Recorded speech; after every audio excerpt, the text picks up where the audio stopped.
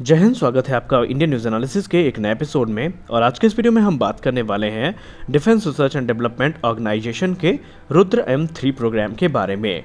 दोस्तों, कल social media में रुद्र M3 के लेकर के कुछ जरूरी जानकारी सामने आई है, जहां पर इसकी पहली पिक्चर भी सामने आई है। हालांकि ये एक आर्ट वर्क है, लेकिन इससे हमें इसके कैरेक्टरिस्टिक्स के बारे में काफ़ी कुछ पता चला है। दरअसल कुछ डॉक्यूमेंट सामने आए हैं जो इस चीज़ को रिवील करते हैं कि DRDO इन मिसाइल के फैब्रिकेशन को शुरू कर चुका है, और एक अनुमानित जो इनकी रेंज बताई जा रही है वो 550 किलोमीटर से 600 किलोमीटर के बीच की बताई जा रही है। एक रिपोर्ट ये भी दावा करती है कि भारत के जो Su-30 MKI फाइटर एयरक्राफ्ट है, जो कि हमारे फ्रंट लाइन फाइटर्स भी हैं, इनमें रुद्र M3 का जो मिसाइल इंटीग्रेशन है वो वर्क प्रोग्रेस में है। और इस समय रिपोर्ट ये भी दावा कर रही है कि 20 की संख्या में जो रुद्र M3 है ये फैब्रिकेट भी की जा रही हैं, अर्थात इनका निर्माण कार्य शुरू हो चुका है। शुरुआत में तो ये माना जा रहा था कि 2022 में इनके डेवलपमेंटल ट्रायल्स को आयोजित कर लिया जाएगा, लेकिन अभी ऐसी कोई भी पुख्ता रिपोर्ट सामने नहीं आई है जो इस चीज़ को सत्यापित करती हो।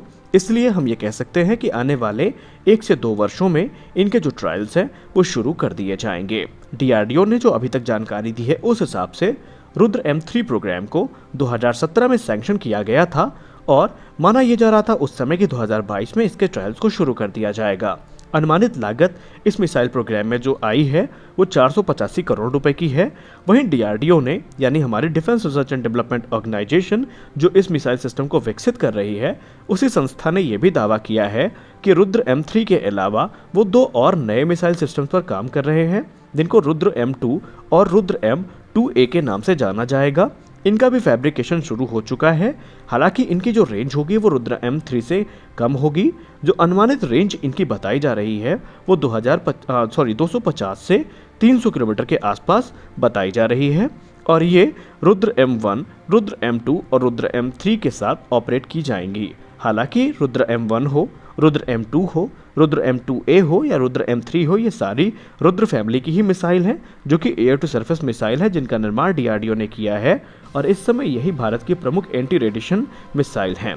DRDO ने अपने जो फ्यूचर प्रोग्राम्स हैं इनके बारे में अतिरिक्त जानकारी देते हुए ये बताया है कि भारतीय वायुसेना की जो मौजूदा एयरक्राफ्ट फ्लीट है और आने वाले जो एयरक्राफ्ट फ्लीट है, जिसमें कि हमारे तेजस मार्क 2, AMCA और दूसरे फाइटर एयरक्राफ्ट शामिल हैं, उन सब के प्रमुख स्ट्राइक पैकेज में रुद्र परिवार की ये सारी मिसाइल्स होंगी। हालांकि अभी ये कंफर्म नहीं हो पाया है कि AMCA में इसका इंटीग्रेशन किया जाएगा या नहीं किया जाएगा, क्योंकि रुद्र M3 का जो साइज है वो थोड़ा बड़ा है।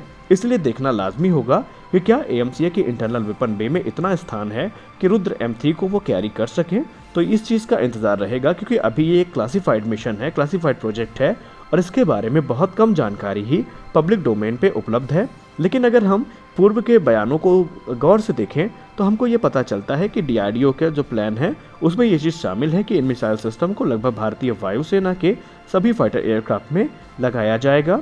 वहीं DRDO का ये भी मानना है कि जो तेजस के मार्क 1A वेरिएंट आएंगे उनमें भी इन मिसाइल्स को शामिल किया जाएगा, जिनसे कि उनका स्ट्राइक पैकेज काफ़ी ज़्यादा पावरफुल हो जाएगा। तो DRDO इस चीज़ को लेकर के पूरा कॉन्फिडेंट है कि बहुत जल्द इसके जो ट्रायल्स हैं वो शुरू किए जाएंगे।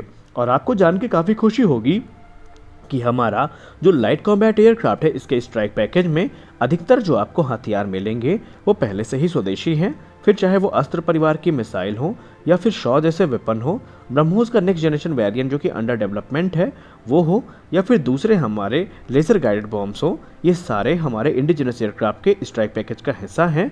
और रुद्र परिवार की जो मिसाइल हैं इनके आने के बाद उनकी मारक क्षमता और भी ज़्यादा बढ़ जाएगी। तो फिलहाल के अपडेट में बस इतना ही। मिलते हैं अपने अगले वीडियो में, तब तक के लिए जय हिंद।